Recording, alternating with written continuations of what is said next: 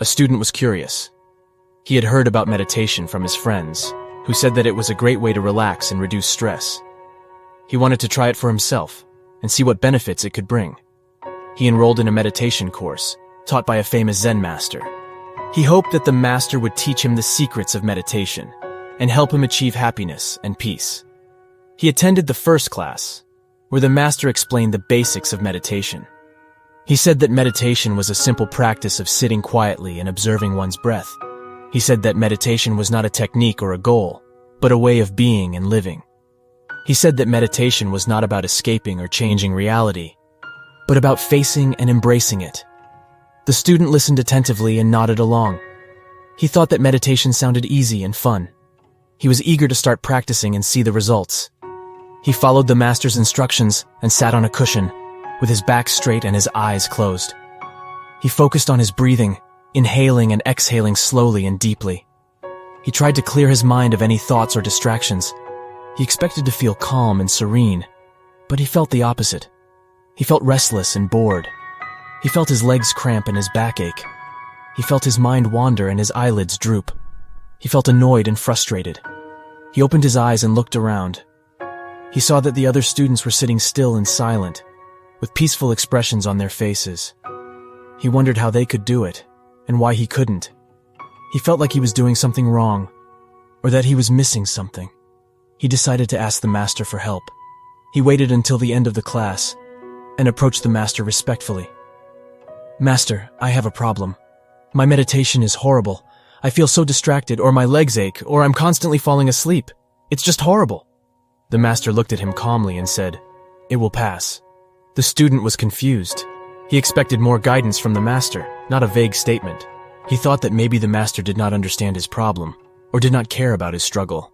He felt disappointed and doubtful. He decided to trust the master and follow his advice. He thought that maybe he just needed more time and practice to get used to meditation. He thought that maybe he would eventually overcome his difficulties and enjoy meditation. He continued to attend the classes and practice meditation every day. He endured the pain and boredom, hoping that they would pass. He resisted the temptation to quit or give up, believing that they would pay off. A week later, he noticed a change. He found that his meditation became easier and more pleasant. He felt more relaxed and alert. He felt more connected and alive. He experienced moments of joy and insight. He thought that he had finally learned how to meditate, and that he had discovered a new way of being. He was eager to share his progress with the master. He ran to the master and bowed gratefully. "Master, I have good news. My meditation is wonderful.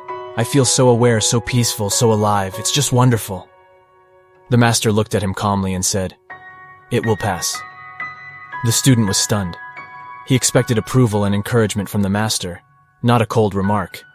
He thought that maybe the master was envious of his success, or did not appreciate his effort. He felt hurt and angry. He decided to confront the master and challenge his wisdom. He asked the master why he said that his meditation would pass, and what he meant by that. He demanded an explanation and a reason. The master smiled and said, "My dear student, you have missed the point of Zen. Zen is not about having good or bad experiences, or reaching high or low states of mind. Zen is about seeing things as they are, without attachment or aversion. Zen is about realizing the emptiness of all phenomena, without grasping or rejecting them. When you say that your meditation is horrible or wonderful, you are creating labels and categories for your experience based on your preferences and expectations. You are creating suffering or happiness for yourself based on your illusions and delusions. You are clinging to impermanent phenomena that will inevitably change. That is why I said that it will pass, because everything passes. Nothing lasts forever. Nothing stays the same. The purpose of Zen is not to make you feel good or bad, but to help you awaken to the truth of impermanence and interdependence, to help you free yourself from the bondage of self and other, and from the cycle of birth and death. When you understand this, you will be able to practice Zen with detachment and compassion. You will be able to accept whatever comes your way with wisdom and humor. That is the true meaning of Zen." The student listened carefully and understood what the master was saying. He realized that he had been mistaken about Zen, and that he had a lot to learn. He thanked the master for his teaching and bowed humbly. He decided to continue his practice with a new attitude and a new perspective. He decided to let go of his labels and categories. He decided to embrace emptiness and interdependence. He decided to practice Zen with a beginner's mind and a smile.